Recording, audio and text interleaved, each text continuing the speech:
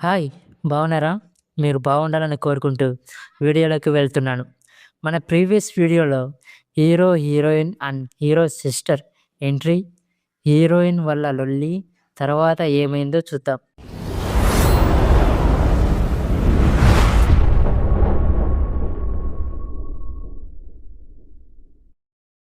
Hero వాళ్ళని అరుస్తుంటే Karthik sister వచ్చి ఆపుతుంది.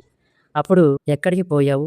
ఇంటికాడ లేవు" అంటాడు. శిరీష "నేను రోజు గుడికి పోయే ఆ పూజారి చనిపోయాడు" అంటది.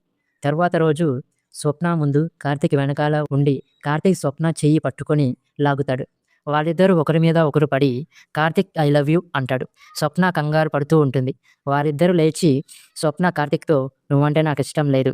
ఇక్కడి నుంచి వెళ్ళిపో" అంటుంది. తర్వాత కార్తీక్ నిద్రపోతుంటే దయ్యం అతనిని చంపాలని ప్రయత్నిస్తుంది. తర్వాత రోజు కార్తీక్ తన చెల్లి ఇంటికి వెళ్తాడు. ఈ ఇల్లు ప్రీవియస్ వీడియోలో చూపించాను. ఇది తన చెల్లెలి ఇల్లు. మీకు ఒక డౌట్ వస్తుంది. కార్తీక్ తన చెల్లెలు ఒకే ఇంట్లో ఉండాలి కదా అని. ఆమె సొంత చెల్లెలు కాదు. ఇక మ్యాటర్‌లోకి వస్తే తన చెల్లి దగ్గరకు పోయి రాత్రి నాకొక కల వచ్చింది. ఒక దెయ్యం నన్ను చంపాలని ప్రయత్నించింది. అప్పుడు శిరీష కంగారుగా నేను గుడికి వెళ్లి పూజారిని అడిగి వస్తాను అంటది. అందుకు కార్తీక్ అదేంటి పూజారి చనిపోయాడు అన్నావు? ఇప్పుడు శిరీష వేరే ఊరిలో ఒక స్వామీజీ ఉన్నాడు. అతనిని కలిసి వస్తాను అంటది. అందుకు హీరో ఈరోజు రాఖీ పండగ. త్వరగా రా.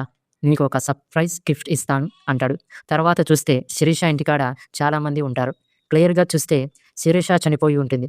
ఆ అమ్మాయి ఎలా చనిపోయిందో నెక్స్ట్ వీడియోలో చెప్తాను.